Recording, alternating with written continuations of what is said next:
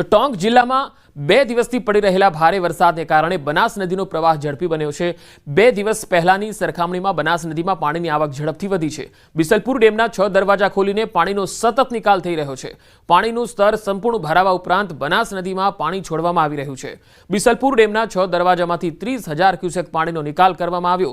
એ જ પાણી ત્રિવેણીથી આવી રહ્યું છે અને ત્રિવેણી 3.90 મીટરના ઉછાળા સાથે વહી રહી છે। તો यूपीના ચંદોલીમાં ચંદ્રપ્રભા નદી ઉફાન પર છે। બાબુરી વિસ્તારમાં લોકો પૂરમાં ફસાઈ ગયા। લોકોના ઘરોમાં પાણી ઘૂસી ગયું। અધિકારીઓએ લોકોનું રેસ્ક્યુ કર્યું। એક મહિલાનું 10 દિવસનું બાળક પણ પૂરમાં ફસાયું હતું। અધિકારીઓએ રેસ્ક્યુ કરી પૂર રાહત શિબિરમાં મોકલી આપ્યા।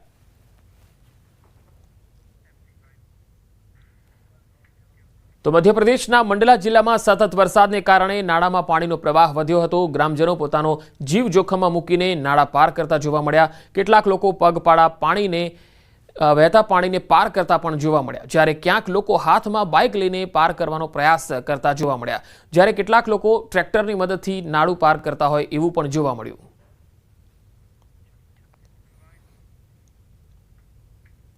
છત્તીસગઢમાં સતત વરસાદને કારણે નદીઓ અને નાળાઓમાં પાણીનો જોરદાર પ્રવાહ છે। મંડલાના ડિંડોરી અનૂપપુરમાં સ્થિતિ વકરી રહી છે। સતત વરસાદને કારણે નર્મદા નદીનું જળસ્તર ખૂબ જ વધ્યું છે। નર્મદા નદીનું પાણી ભયજનક સપાટીને વટાવી ગયું છે। નાનો રાપતા પુલ સંપૂર્ણપણે ડૂબી ગયો છે। પુલ ઉપરથી લગભગ 2 ફૂટ પાણી વહી રહ્યું છે। લોકો આ પુલ પર ચાલવા માટે આવતા હતા। હવે પુલની બંને બાજુ બેરિકેડ લગાવી દેવાયા છે। નર્મદા નદીના જળસ્તરમાં વધારાને પગલે મહિષ્મતી ઘાટ પાસે બનેલા નાના મંદિરો પણ પાણીમાં ડૂબી ગયા છે। અચાનક આવેલા પૂરને કારણે વહીવટી તંત્રએ નર્મદા કિનારે રહેતા લોકોને સતર્ક રહેવા અપીલ કરી। તો મધ્યપ્રદેશના મોરેનામાં છેલ્લા કેટલાક દિવસોથી સતત પડી રહેલા વરસાદને કારણે ચંબલ અને ક્વારી નદીઓમાં પૂરની સ્થિતિ છે। 1 ડઝનથી વધુ ગામના રસ્તાઓ સંપૂર્ણપણે બંધ છે। મંદિરના મેળામાં હાજરી આપવા આવેલા શ્રદ્ધાળુઓ મંદિરમાં જ ફસાઈ ગયા, જેમને એસડીઆરએફની ટીમે બચાવી સલામત સ્થળે લઈ ગયા। ચંબલ નદીમાં અચાનક આવેલા પૂરને કારણે ચંબલ નદી ભયના નિશાનથી 1 મીટર ઉપર પહોંચી ગઈ હતી।